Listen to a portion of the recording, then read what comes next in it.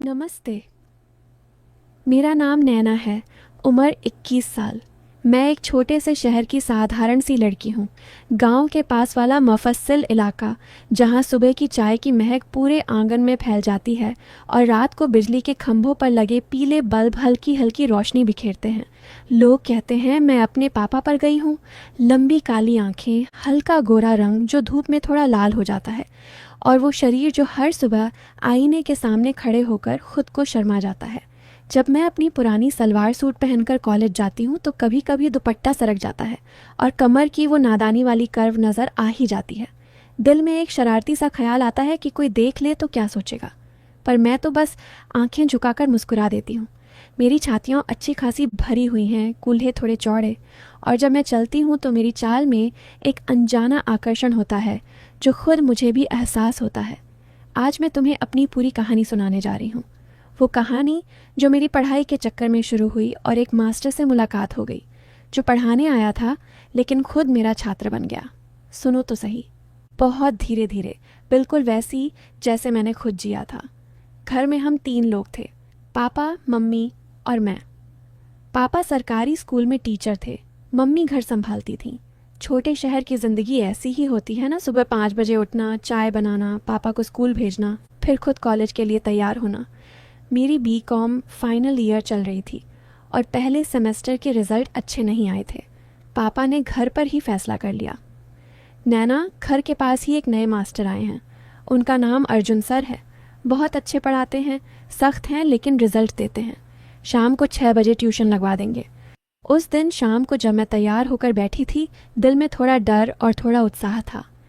मैंने अपना favourite light pink suit पहना था जिसमें मेरी बाहें थोड़ी टाइट पड़ती हैं और जब मैं हाथ ऊपर करती हूँ तो कमर का हल्का सा हिस्सा दिख जाता है। इतना सजने की क्या ज़रूरत थी? मम्मी ने हंसकर पूछा। मैंने शर्माकर कहा, अरे मम्मी, पहली बार मास्टर आने वाले हैं, इम्प्रेशन तो अच्छा जाए। दरवाज़ा खुला और अर्जुन सर अंदर आए। उम्र करीब 28 से 29 साल। लंबी कदकाठी, चश्मा पहने, सफ़ेद कुर्ता पजामा में, बिल्कुल देसी मास्टर वाले। उनकी आंखें सीधी मेरी तरफ आईं और एक पल के लिए रुक गईं। मैंने झुककर नमस्ते किया और मुझे लगा जैसे उनकी नज़र मेरी आंखों से थोड़ा नीचे उतरी और फिर तुरंत ऊपर आ गई। नैना, राइट? उनकी आवाज़ गहरी थी, जैसे किताब पढ़ते हुए बोल रहे हों। जी सर, मैंने हल्की सी मुस्कुराहट के साथ कहा। उनकी आंखों में कुछ ऐसा था जो पहली बार में ही दिल को छू गया। न सिर्फ सख्त मास्टर बल्कि कुछ और भी। ट्यूशन शुरू हुई ड्राइंग रूम में। पापा ने पुराना टेबल कुर्सी लगवा दिया था। सर ने पहला चैप्टर पढ़ाना शुरू किया, अकाउंटेंसी, पर मेरा ध्यान उनके हाथों पर था।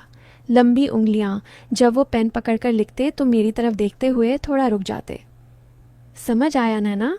हर बार पूछते, और जब मैं हाँ सर कहती तो उनके होंठों पर हल्की सी स्माइल आ जाती।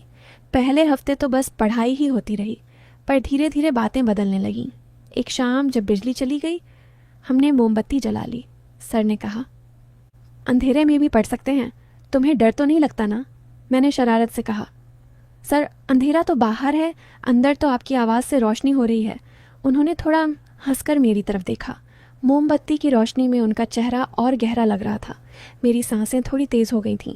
उनके हाथ मेरे नोटबुक के पास आए और उनकी उंगलियां मेरी उंगलियों को हल्का सा छू गईं। एक करंट सा दौड़ गया। मैंने जल्दी हाथ हटा लिया, पर दिल में वो छू जाने वाला एहसास बार बार आ रहा था। घर की डायनामिक्स भी बदल रही थी। मम्मी हर शाम चाय लेकर आती और सर से बातें करती। बेटा, तुम्हारी शादी क्यों नहीं हुई अभी तक? सर मुस्कुराते हुए कहते, आंटी, अभी तो पढ़ाने में व्यस्त हूँ। पर उनकी नज़र मेरी तरफ होती। पापा भी कभी कभी बैठ जाते और उनके पढ़ाने के तरीके की तारीफ करते। अर्जुन, इस लड़की को संभालो, बहुत शैतान है। मैं उनकी बातों पर हंस पड़ती, पर अंदर से सोचती, शैतान तो आपके साथ बैठकर बन रही हूँ सर। एक दिन कॉलेज से लौटकर मैं थक गई थी। बाल खुले हुए थे, सूट में पसीना था। सर आ गए। आज थक गई लग रही हो? उन्होंने नोटबुक खोला पर पढ़ाने से पहले पानी का गिलास दिया। जब मैं गिलास ले रही थी, उनकी उंगलियां मेरे हाथ पर 1 सेकंड से ज़्यादा ठहरी रहीं। नैना, तुम्हारी आंखें आज अलग लग रही हैं, थकावट में भी कुछ खूबसूरत। ये बात डबल मीनिंग वाली थी क्या? मैं शर्मा गई। दिल ज़ोर से धड़का। सर आप भी ना बस पढ़ाई कराइए। उस दिन उन्होंने एक उदाहरण दिया जो बिल्कुल पर्सनल लग रहा था, जैसे कोई लड़की अपने मास्टर से कुछ सीख रही होती है, पर मास्टर को पता है कि वो खुद उस लड़की से कुछ सीख रहा है।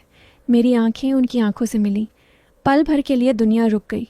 फिर मैंने झुककर लिखा, पर दिल में हलचल मची हुई थी। रात को बिस्तर पर लेटकर मैं सोच रही थी, ये क्या हो रहा है? वो सर हैं, मैं स्टूडेंट, पर उनकी वो नज़र, वो हल्का सा स्पर्श, सब कुछ इमोशनल और गहरा लग रहा था। हफ्ते बीते। ट्यूशन अब सिर्फ पढ़ाई नहीं रही थी।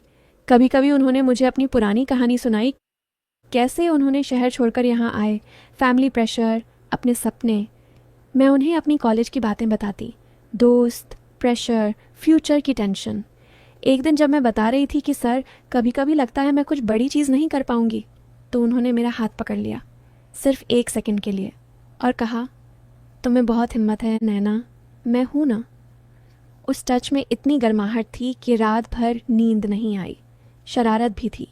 मैं जानबूझकर उनके पास बैठती, दुपट्टा थोड़ा सरकने देती और उनकी नज़र का इंतज़ार करती। वो हमेशा कंट्रोल में रहते, पर उनकी सांसें थोड़ी तेज़ हो जातीं। एक शाम बारिश के बाद घर की छत पर पानी भर गया था। सर ने कहा, पढ़ाई छत पर ही कर लेंगे ताकि ठंडी हवा आए। हम दोनों ऊपर बैठे। आसपास के घरों की आवाज़ें आ रही थीं। किसी के बच्चे रो रहे थे, किसी की मम्मी चिल्ला रही थी। सर ने कहा, ये छोटा शहर है नैना, यहाँ लोगों की नज़रें बहुत तेज़ होती हैं, पर कभी कभी दिल को रोकना मुश्किल हो जाता है। मैंने उनकी तरफ देखा। उनकी आंखें मेरी आंखों में थीं। सर आप क्या कह रहे हैं? मेरा स्वर कांप रहा था। उन्होंने मुस्कुराते हुए कहा, बस यही कि तुम बहुत अच्छी स्टूडेंट हो और मैं बहुत लकी मास्टर। डबल मीनिंग वाली बात फिर से। मेरी गर्दन लाल हो गई। मैंने टॉपिक बदल दिया, पर अंदर से आग सी लग रही थी। आकर्षण, शर्म, कन्फ्यूजन, सब मिलकर। महीने गुजरे। अब ट्यूशन के बाद हम थोड़ी देर बातें करते, फैमिली के बारे में, उनके सपनों के बारे में। उन्होंने बताया कि उनकी एंगेजमेंट टूट गई थी क्योंकि लड़की को शहर की ज़िंदगी चाहिए थी। मैं यहाँ रहना चाहता हूँ नैना, छोटे शहर में ही कुछ अच्छा करना चाहता हूँ। मेरी दिल की धड़कन तेज़ हो गई। क्या वो मुझे हिंट दे रहे थे? एक दिन पापा ने कहा, अर्जुन आज घर पर ही खाना खाओ, नैना की मम्मी ने ख़ास बिरयानी बनाई है। डिनर के टाइम हम सब बैठे, सर मेरे बिल्कुल सामने। जब मैं उन्हें रोटी सर्व कर रही थी, उनकी नज़र मेरी उंगलियों पर थी। मम्मी ने नोटिस किया और हंसकर बोली, अर्जुन बेटा, नैना का हाथ बहुत अच्छा है ना?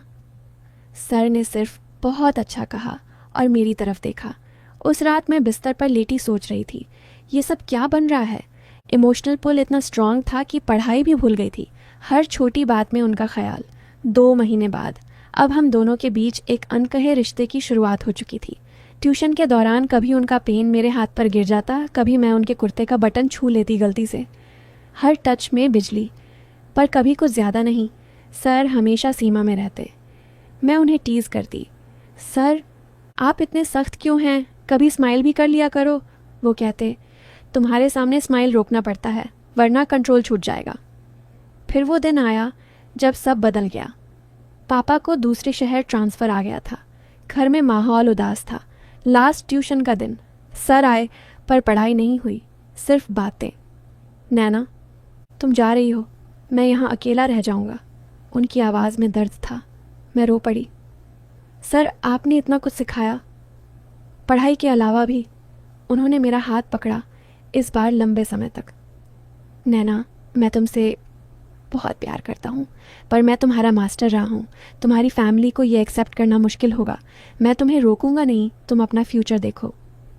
उस पल दिल टूट सा गया, पर वो इमोशनल था। मैंने उनके हाथ को और ज़ोर से पकड़ा। अंधर, अर्जुन, मैं भी।